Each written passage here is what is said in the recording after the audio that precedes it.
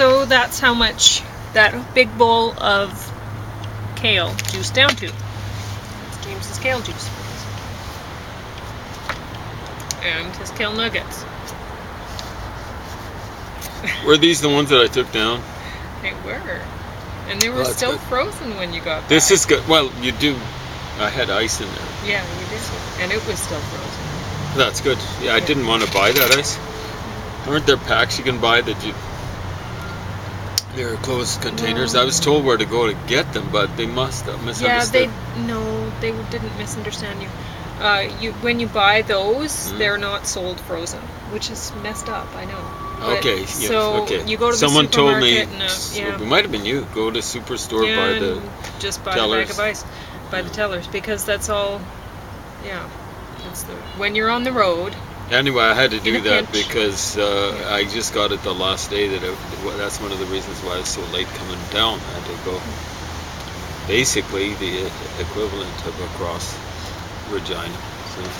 Now, I forgot to mention with this, the Walls Protocol Cooking for Life by Terry Walls, MD, with Eve Adamson.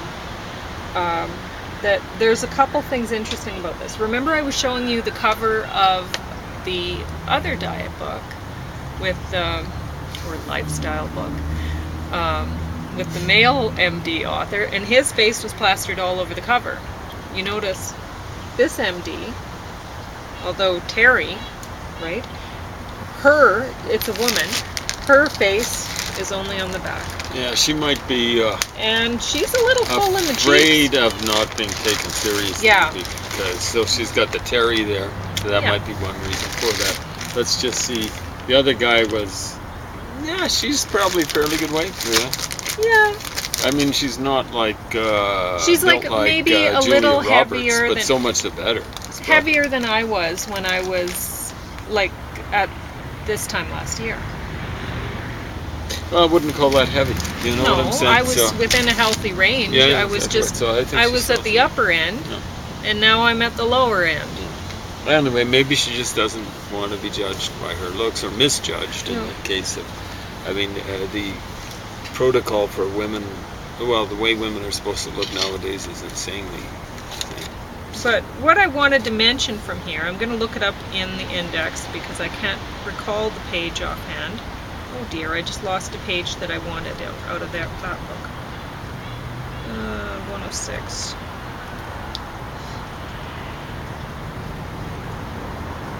Her detox juice. With wild greens, which anything from dandelion to grape leaves. I don't know how wild it is. It's maybe wilder than most people are accustomed to drinking, but any green juice would be. Anyway, what I wanted to mention is this little Wall's Kitchen tip, ginger and turmeric at the bottom. And I forgot to mention it yesterday. I bookmarked the page, but I just forgot to mention it. So, she says that she uses ginger and turmeric, but some people are reluctant to use them over their dried powdered forms because they think they're more difficult to cook with. Not true! Exclamation mark. Fresh grated ginger and turmeric root are quite delicious and easy to prepare, and da-da-da-da-da. Now, I don't... Maybe that's true. Maybe it's true that some people are reluctant to use the fresh roots over the dried because they think that the dried are easier to use. Now, she did end up using half a teaspoon ground turmeric for her juice, for the wild detox juice. And then she did use fresh ginger though.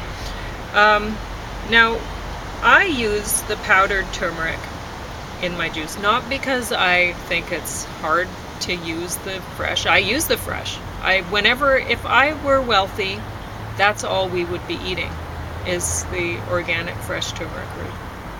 For turmeric, I mean, it's not all we'd be eating, but we wouldn't consume the dried stuff, because it's not that I don't think fresh is difficult to use. It's not. It's not difficult at all. And when you cut it open, it's this lovely, the color is so vibrant, it's almost orange. Like, it is so deep yellow, it's almost orange.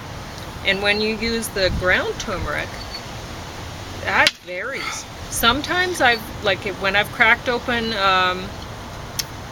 the capsules that are sold of turmeric, what is it called?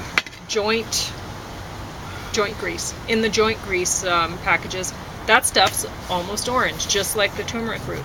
When I look at the powdered turmeric sold for culinary use or whatever, it varies. Sometimes it's pale yellow, sometimes it's a richer yellow, but I have never purchased a ground turmeric that is that rich color of the fresh turmeric, or the stuff that's in the joint grease, the turmeric in those capsules. So what I would put in the book to try to encourage people to use the fresh turmeric root is that I don't know how much of that ground turmeric is turmeric. And that's my concern about it. If you buy something, a turmeric root in root form, it looks like turmeric root, you know what that looks like, and you know that's what you're getting. Now, you don't know about how the thing was grown. You're going to have some questions about that, and unless you grow it yourself, you can't really know. But you're going to know it's turmeric. When you buy the ground stuff, what is it, cut with cornstarch? You don't know. You don't know. And that's why I would consider getting the fresh. If you can afford it, if you have the money, get the actual root, and then you know what you're eating. Otherwise, you don't. Okay, Pre-Diabetes, A Complete Guide by Joy Bauer, MSRDN. There's an American Diabetes Association, a little stamp in the corner there. I got this book out because I was concerned about a couple of James's family members with diabetes. And so I often get things about diabetes, wanting to try to find out ways that I could help. And I realize I can't. So it really, I don't know why I do this. Ultimately, you can't be concerned for others. They've got to get concerned for themselves. Yeah, it's really hopeless, honestly. I shouldn't even try. Well, I don't want to say both of them are showing the same degree of unconcern. It's very, very different between the two. So, but anyway, this book is really basic. It's like, and not everything in here I agree with. But if you are purchasing breaded pickle spears and still for some reason think you're on a paleo diet, maybe you want to read this, because you got to start somewhere, and obviously if you're doing that, you really should start at the bottom. So how about this book? I'm reading it, and there's no way I'm going to have diabetes, because I actually have learned a lot more than what is in this book. So, page 75, under Calories Do Count, the heading, without burning more calories than you consume, you cannot lose weight. There is a big difference in healthfulness between weight loss diets that consist primarily of lollipops and gumdrops, and those consisting of a variety of whole foods. And kind of like a truism, but I guess it's true. It's pretty basic. Yeah, I know. You know, so the other weight loss lifestyle diet book that I showed you the other day, which James is reading right now, and I really I enjoy reading Mark Hyman's books, and I would recommend them to everybody. But you know, take them with a grain of salt. These guys are MDs. They are not it is not in their best interest for their patients to be healthy. It really isn't. And if you've ever you've had serious health problems and you've had to try to get appointments with specialists, oh boy, good luck getting through your MD. Good luck. Once you get to the specialist, you're fine. But your MD, boy, they'll just want to fill you up with pills and send you back, and you'll keep coming back, keep coming back, keep coming back. They don't care. So they care about the bottom line. Their own bottom line, not yours. They are businessmen. Yep. They are in the business of keeping you on medication or keeping you coming back to them so that they can keep treating you. Once they shuffle you off to a specialist, that's out of their hands. All of a sudden, you're not seeing them as much. So anyway, take it with a grain of salt. So when you read those books and you're going, oh yeah, maybe I should be taking more, like I'm 300 pounds, say, and yeah, it makes sense for me to go ketogenic and burn fat rather than carbohydrates. I have a lot to spare, you're thinking. I'm 300 pounds. And then you think, okay, well, in order to stay in ketosis, because boy, I really have a hard time doing the intermittent fasting and keeping myself in ketosis by means like that, and by actually avoiding eating, say, breaded pickle spears, which are breaded. You can't be eating the carbs if you want to stay in ketosis. That's bottom line.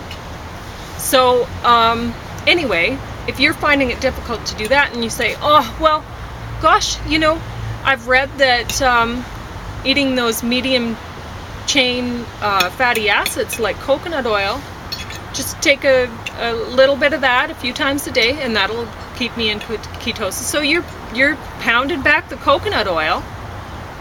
Wow, you're really putting on a lot of calories every day. And are you in ketosis? Or like you're not burning, even if you're in ketosis, what are you burning? Are you burning the calories that you're just repeatedly throwing into your system to try to keep yourself in ketosis? And you're getting bigger, and you're getting bigger, and you're getting bigger, and you don't clue in. Anyway, page 162 of this book, Mixed Berry Frozen Yogurt.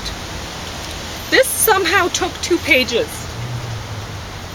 Holy smokes. I might even be able to follow They say white space is a good thing. Yeah. So I guess they're going with that here. Especially between people's ears. And this prep time's 5 minutes. Freezing time at least 2 hours though. Holy smokes. How are you going to keep yourself out of that pot of yogurt? So what you need for ingredients here is mixed berries and yogurt. And they've put that together. 2 pages it's taken them to explain how to do that. I don't understand it. How do people sell books like this? Who buys them? Lots of people, I guess. Libraries. Libraries. That's where I got this. How inactivity harms, page 206. Recall from chapter 4, and I read a little bit from chapter 4 to you a little while ago, that there are 3 components that combine to make up the total number of calories that you burn each day. And if you want to know what those are, you go ahead and read chapter 4. I already have, and I'm not going to get pre-diabetes or diabetes at all. So anyway, but I read this book. Only the physical activity component is greatly within your control. And this portion of the total consists of physical activity for the purposes of getting exercise and activities of daily living. Apparently tiling your floor is one of those. Anyway, that is simply not true. It is not the only component that is greatly within your control. James and I both think, yes, it is the most important. I think it's the easiest. You know what I'm saying? Like people can, unless they're really, really physically challenged or whatever, Well, it'd have to be really, really, because I have 3 degenerated discs, which today the pain level is more than I would like it to be. And I'm finding it difficult not being irritable. But still, I'm not taking anything for it, just the turmeric in the morning, and trying to keep a diet that is relatively low in inflammatory foods. That's what I do. I've got 5 fractured vertebrae, and I don't put he's on weight. pretty active, you know. I go to the hospital every month, or every 2 months rather. I get tests every month. Every 2 months they'll say, "Oh, same weight as usual, eh?" Yeah. You know? So what you do here, rather than going out and buying yourself some medium chain fatty acids because you're sure you're gonna lose some weight, pounding those back going into ketosis, plan to go hiking. So if you leave, say you work a normal week, Monday, Friday, and you have supper on Friday, and then you leave to go hiking, and you sleep at the park or at a roadside outside the park, wherever you feel like sleeping, in the car, because it's easiest. And we found it to be very safe and much better than camping. Anyway, but if you want to set up a tent, go for it. So the last meal you have is supper. You go in the morning, you start hiking. You drink some water, take some water with you, and you don't eat again until you're done that hike. And that hike, just, I don't know, you have to judge it on how much you can handle. So it may not be a very long hike at first. You may be out for only a couple hours or so. And you may have to take it slowly. You know, we have to go very slowly when we hike. But we hike. So when you get back, you will have had a very long stretch in between when you ate your last meal and when you're eating again. So try to aim for eating again once you get home. Try not to bring road food like chips and stuff to snack along the way. Bring water. And when you get home, have a good supper that you've planned. Like, say, the cauliflower crust pizza that I made the other night. That was not very hard to make. The crust can sit in the fridge while you're hiking. And it wasn't very hard to eat? It was not very hard to eat either. And if you put protein powder in there with that cauliflower, like I did, then you have a really high protein crust. And you can put nice vegetables, light vegetables on top. And that's going to be a healthy meal for you. And you will have went into ketosis without even having to really think about it. You just eat supper, go hiking, come back, eat supper, you're in ketosis. That's it. It's that easy. And while you're active, you won't be craving foods while you're hiking. If you stay active enough, you're not going to be eating. If you the endorphins keep you satisfied. Yeah. Whenever you're at home and you feel the urge to stick your hand into a bag of potato chips or stick some breaded pickle spears in the oven, what you do is you get off your duff and you go for a walk. That's what you do. Get your headquarters in gear, because your headquarters control your hindquarters.